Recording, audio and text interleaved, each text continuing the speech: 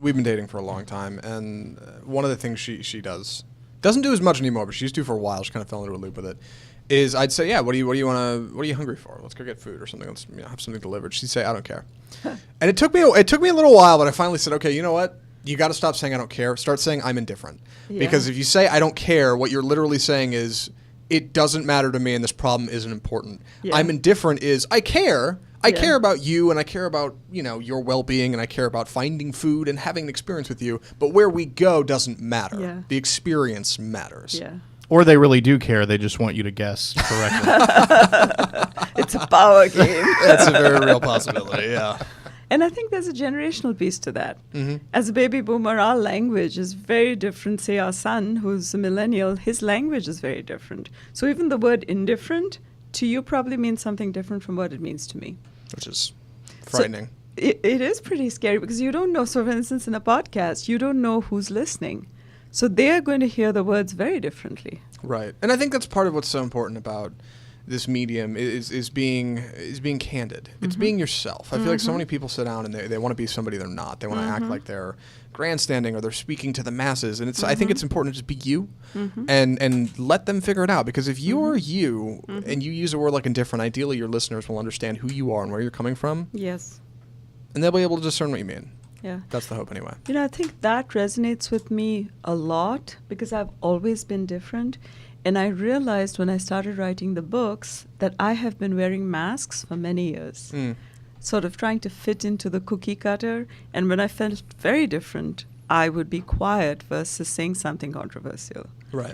And so now it feels very refreshing to just take off that mask as much as I can and just say, okay, this is what I feel. Take it or leave it. I'm indifferent. Right. And that's – sorry, go ahead, Matt. I was going to say, do you think communication breakdowns could solve – I guess the question is, how many problems do you think could be solved both professionally and personally if communication were better?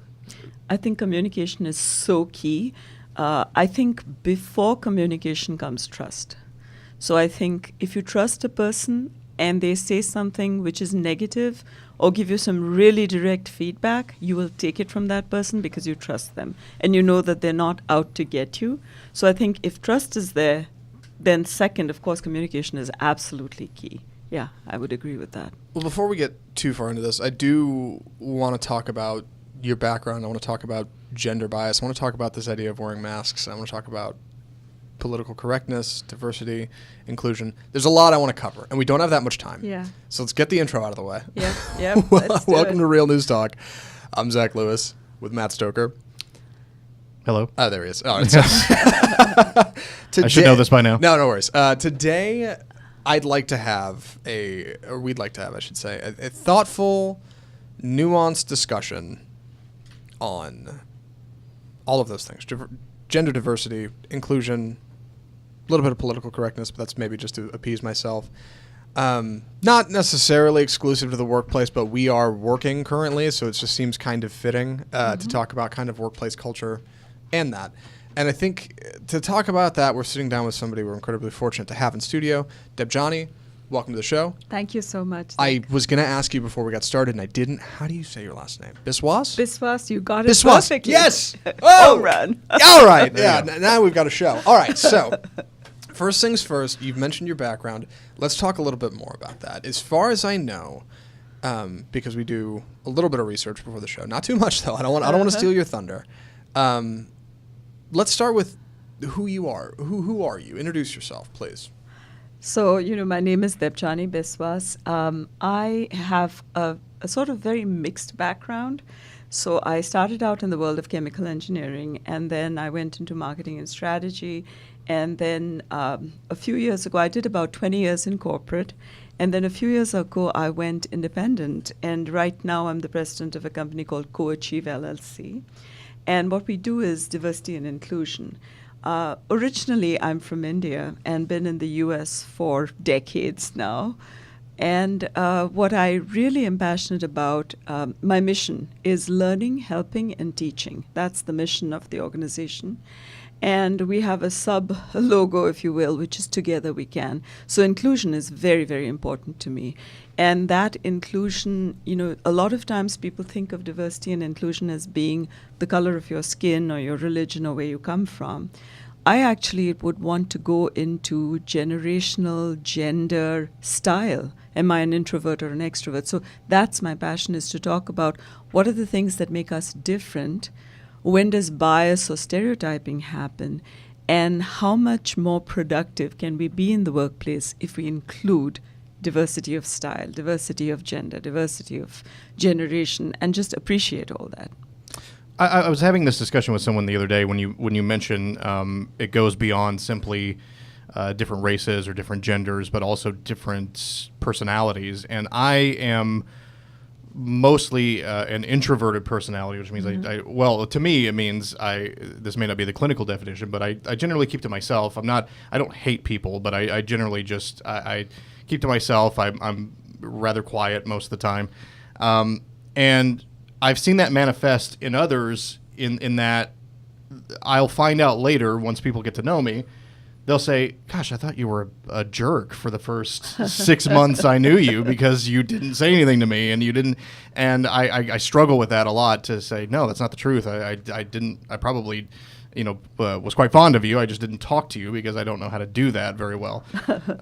This excluded, sitting behind a microphone excluded. But is that do you run into that a lot, where there are people where someone could just be shy or someone could just be overly effusive, and that is a clash, and it's hard for people to come together when that's been their personality for their entire lives? Yep. So I think I'll link what you asked, is a great question, Matt, to what Zach just said about being authentic.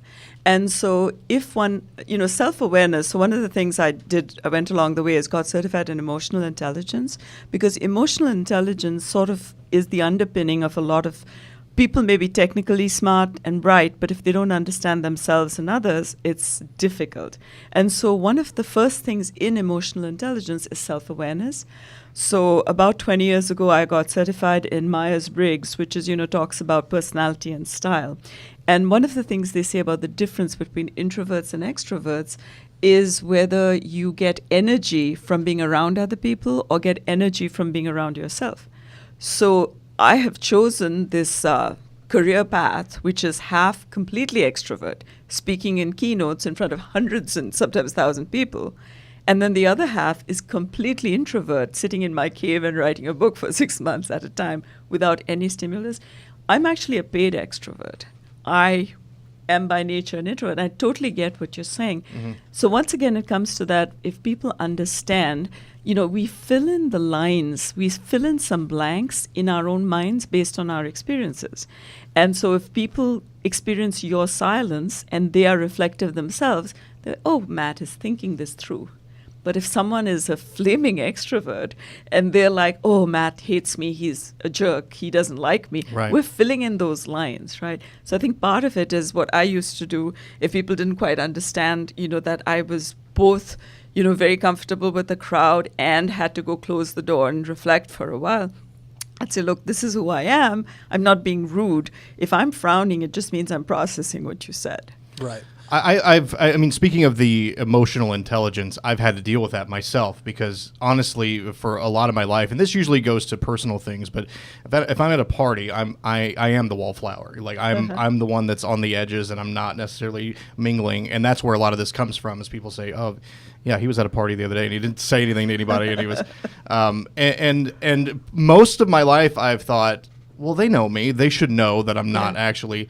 So I've put that on other people. Yeah. Right. I've said, well, yeah, you guys ought to know that I'm not actually mad at you, when they really shouldn't have to know that.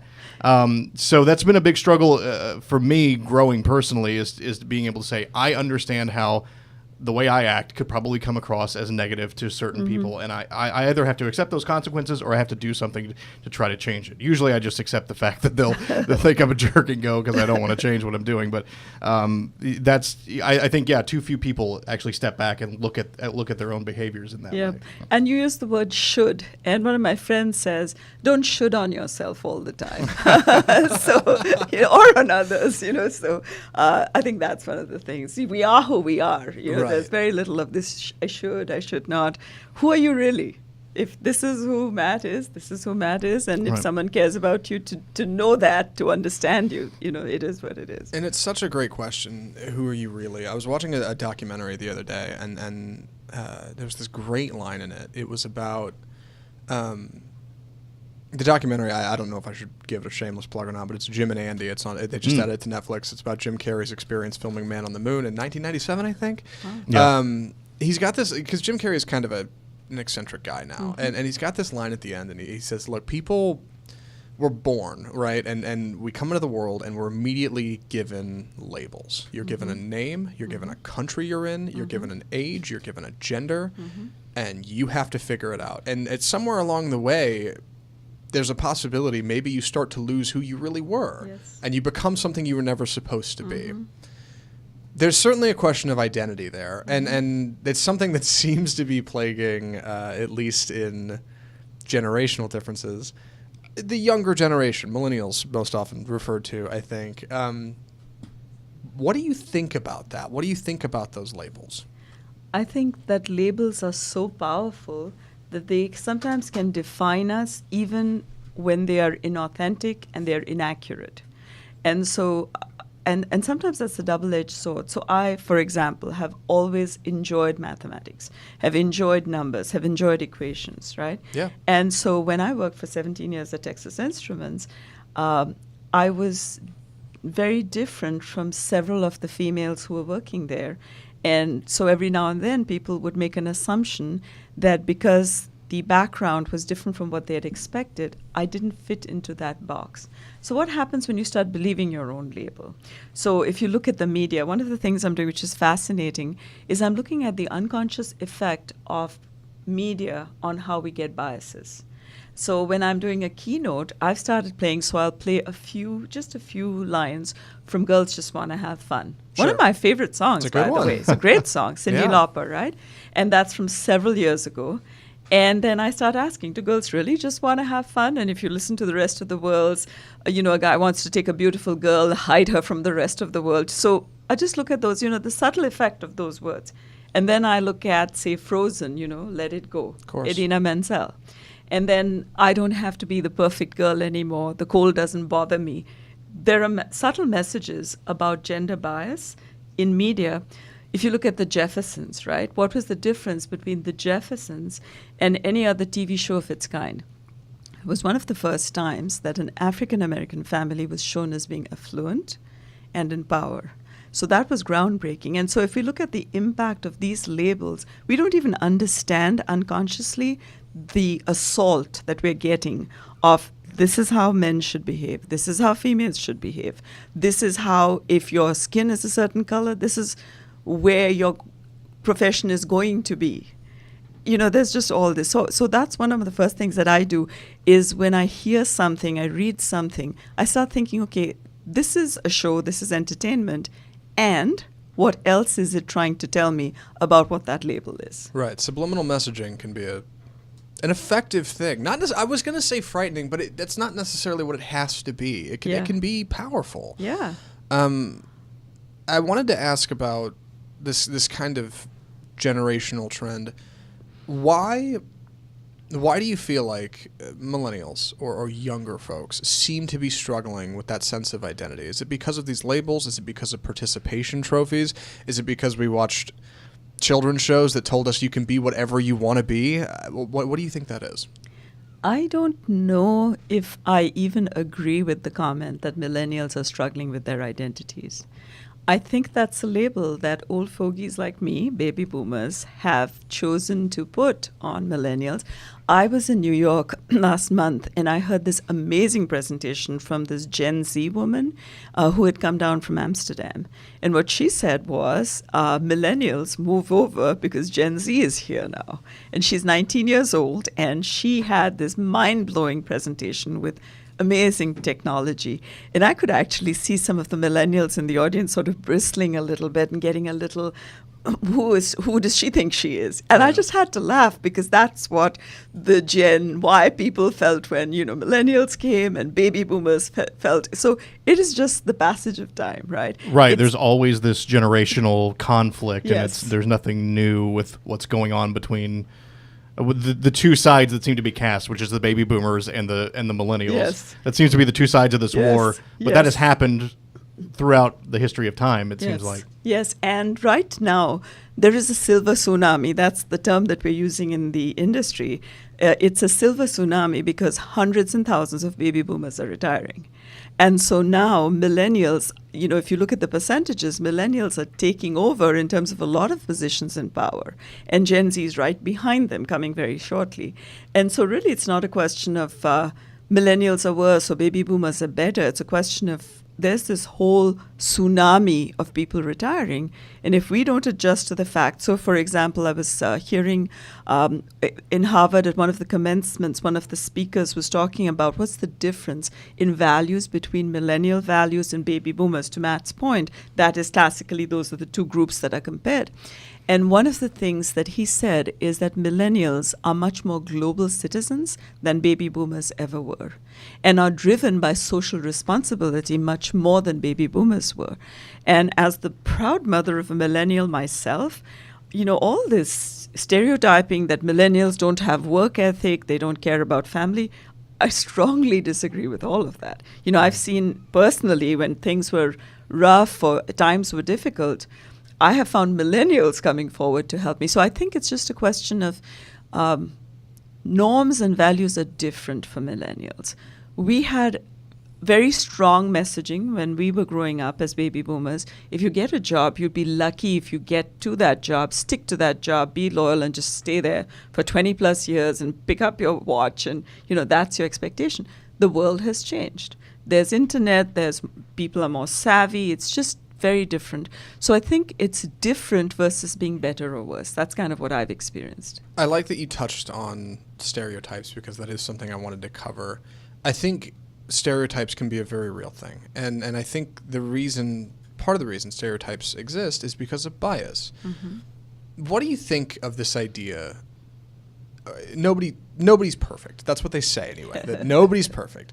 So when it comes to bias, is anybody innocent or does everybody have them? So it's really interesting that you asked that. I was doing a session at a university campus, and then we had a lunch break. And it was a very mixed group, men, women, different ethnicities. And in the lunch break, a woman of color like myself came to me and said, I am so glad you're doing this cultural sensitivity and all this training. It is so good for them. And I just had to laugh. And I said to myself, shall I just, shut up and have a good lunch, or shall I actually address this? So I think you know me by now. So, of course, I addressed it and I said, so-and-so, can we unpack the assumptions from which you made that comment? Because there is no single group that is free of bias, right? They're just different. So I think that's one of the things that, right now, if you're in the mainstream, a lot of times it feels like there's a target on your back, that you must somehow be the culprit and the other people are sort of heroic. It's really not. Everybody has bias. So there's a framework called the 5 Judgments in Unleash the Power of Diversity, my first book, and that is a bias and stereotyping framework. And what I've tried to do is list 5 categories in which people make judgments about us even before we walk into a room. So it starts with reputational currency. What is your buzz? So in the context of culture, for example, if someone hears a name like Debjani, one of my professors told me when I was doing my master's program, I was looking for jobs. And as I was submitting resume applications, he said, if you submit a resume application with the word Debjani, people might assume you don't know English. So why don't you try and put Deb instead of Debjani on the resume, put Deb Biswas, so that people won't make the assumption. So that's how unconscious bias and stereotyping is. And so I think it's just really understanding. So that's the first judgment, and it goes, to the second judgment is how do you look? It's very superficial, but physical impact is very important. we're doing this podcast. Auditory cues, how you sound is huge in terms of judgments people make about your power, about your abilities.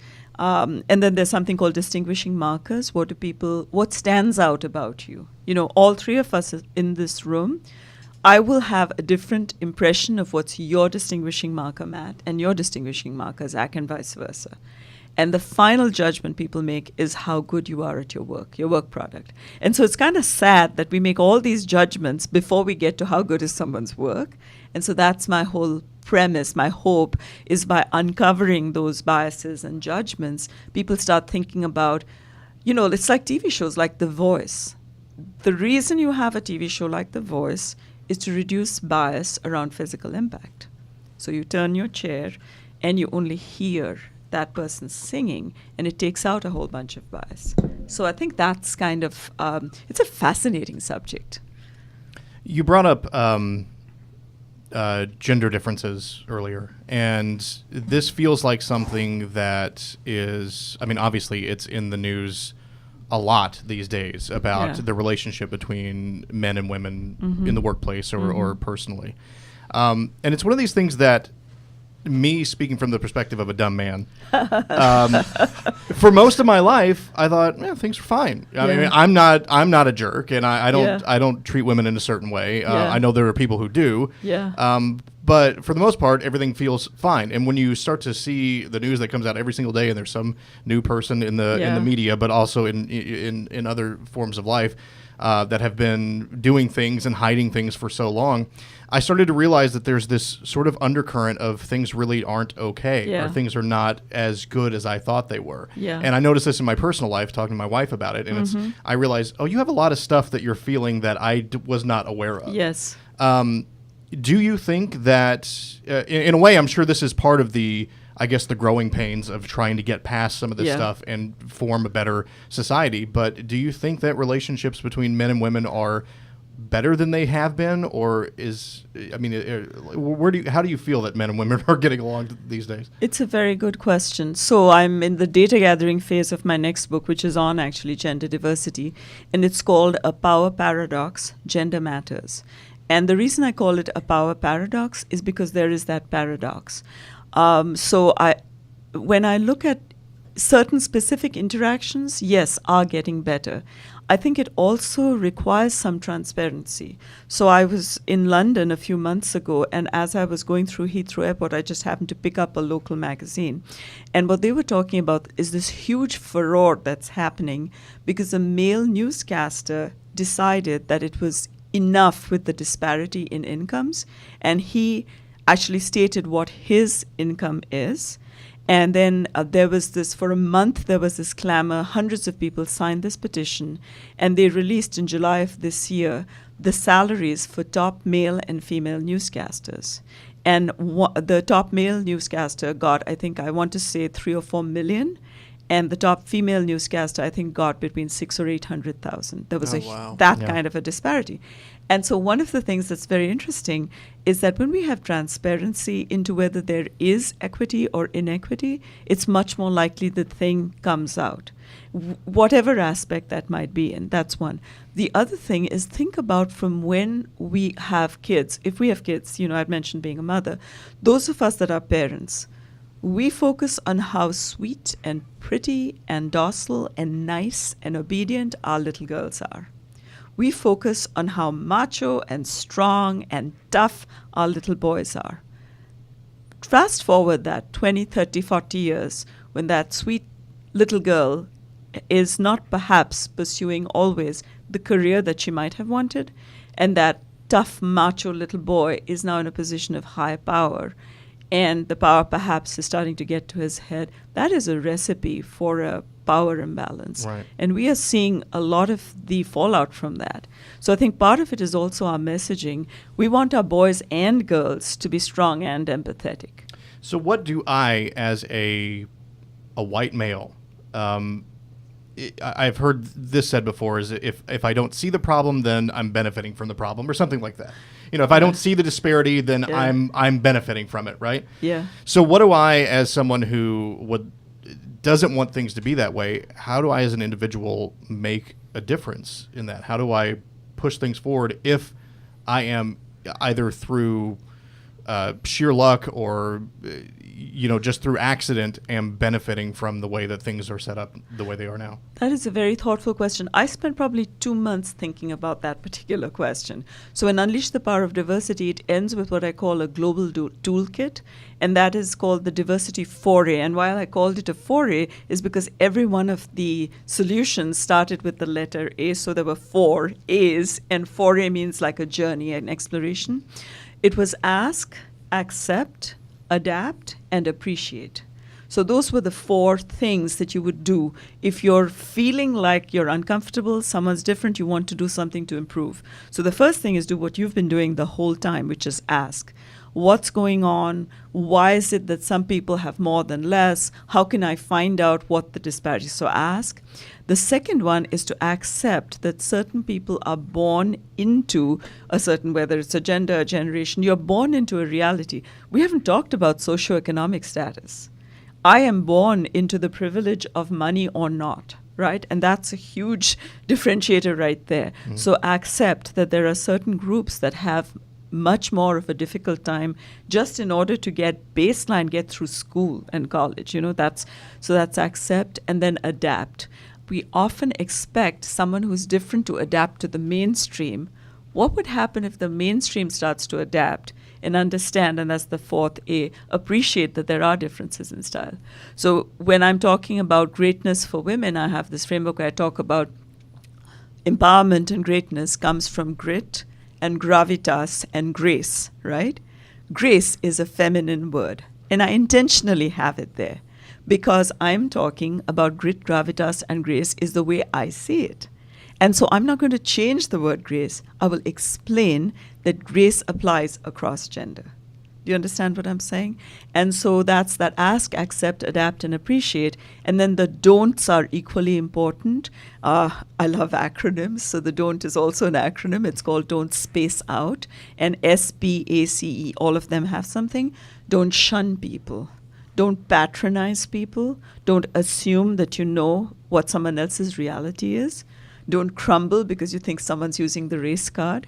And do not escalate. The E is the most important of all. Don't escalate when things are different. There's an awful lot of rules in there. And we've only got a couple minutes left, or a few minutes left, I should say, so I don't want to get too far down a rabbit hole here. But to address a bigger problem, currently we're in a place where statistically a little under half of our country doesn't seem to want change. They seem to want to return to a way things were before, to make America a way it was before. What would you say to people like that who are afraid of trying something new, of trying something different, of saying, you know what, yeah, maybe the mainstream can shift. Maybe these ideologies can be a little tweaked to be more accepting of everybody. Why do people struggle with that? And what do you think we can do about it? So I think when we see groups of people as a group, it is very easy to dislike a group. It is very difficult to dislike an individual. So what I would say is, if you're uncomfortable with a group of people, try and find one person from that group and try and get to know that person. That would be one thing. And then I would also say anyone who has been in the mainstream, no matter what gender, generation, anything else, think about a time where someone said or did something that made you feel really small. Were you productive at that time? And think about how that made you feel. And is that the legacy you want to leave to other people? Is making other groups feel small, making people feel small? Is that how you want your children to remember you? As I was the person that made a whole group of people feel small. As parents, we often hold ourselves to higher standards than just as working people, etc. So that's kind of what I would end with. There's I think there's a prevailing attitude, especially among people, say of the majority. Again, I'll go back to myself. There's this attitude of, at least in this country, that for one group to prosper, that means another group has to not prosper, basically. And I heard this a lot. I come from a background of talk radio, so I heard from a lot of listeners who had this real fear of, if we try to make things more equal, that means my life is going to be worse. Yeah. And I feel that's not necessarily the case. Yeah. Everything can be better for everybody. Yeah. But that's also been preached a little bit on some of the other side. I've heard that from the other side, that it's this one group who has been in power, they need to be gone, they need to be eradicated. And I think that's where some of that fear comes from, is that there's this prevailing attitude, or at least a very strong attitude, that for one person to succeed, another person has to fail. Do you think that there's a way to combat that? And do you disagree with that? I do disagree with that, because the assumption of win-lose, if you look at it, if you say that, we're going to increase the percentages, well, that assumes that the 100 is fixed, and so if you have 20% more females doing something, then you'll have 20% fewer men. Well, in terms of percentages, that works if you assume that the pot doesn't change. The overall pool, the pie, the pizza doesn't change at all, then that's assumption. But what we found, I work with the National Alliance for Partnerships in Equity, and every time they use strategies which work with underrepresented groups and they go back, the aim is to make it more comfortable, say, for females to do well in science, technology, engineering, and math. But what they found is both male and female scores go up every time they use that. And so I totally disagree with that. What we're just trying to do is make everyone succeed and authentically just do better at what they're doing, because the pool, the pot, the pie just keeps increasing. So it's not a zero-sum game. It's not win-lose. It's just everybody being able to succeed. That's kind of my impression. Mm-hmm. Debjani, we do not have enough time with you. I wish we had more. Unfortunately, we're just about out. So before we let you go, let's talk about your work. Let's talk about your publications. You said you've got a new book on the way. Where can people find your other work? Tell us what you got going on in your life. What's coming up? Thank you so much. So in terms of the books, the first one is Unleash the Power of Diversity. I was very fortunate that Barnes & Noble also picked it up. I've done book signings there. So congrats. Yeah. Thank you so much. So any local Barnes & Noble and Amazon. The new one, Miserably Successful No More, we were so excited. It hit #1 in Amazon in its category, became an international bestseller. I love the title. 10 countries downloaded it within 24 hours. So it was so exciting. That's on Amazon. And the third book that I'm working on now, I'm doing a series on different aspects of diversity and inclusion. So the first one, Unleash the Power of Diversity, was on culture. The second one, Miserably Successful No More, was on style, introvert, extrovert, stress reduction. And this one, I'm hoping within the next year, I'm in data gathering phase, is a power paradox, gender matters. So that will, come out in about a year. So that's it. And my business is called Co-Achieve. So you would find us at coachieve.us. Perfect. Well, Debjani Biswas, thanks so much for taking the time to sit down with us. Thank you very much, Zach and Matt. It was a pleasure. Thanks.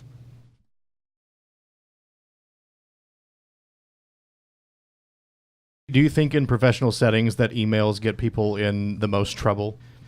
Very early in my career, one of my mentors said to me, if anything you say in an email shouldn't be like on the front cover of the New York Times, don't put it in an email. And I just live by that. I'm like very, very careful, because you don't know who's blind carbon copied, who's going to be forwarding it. You just have no idea. So. Oh, sure. We could do an hour on the art of the blind carbon copy. What a sneaky, underhanded thing that a lot of people use. Nothing wrong with that. Yeah. It's fascinating, in a professional setting to see that you can blind copy somebody on an email.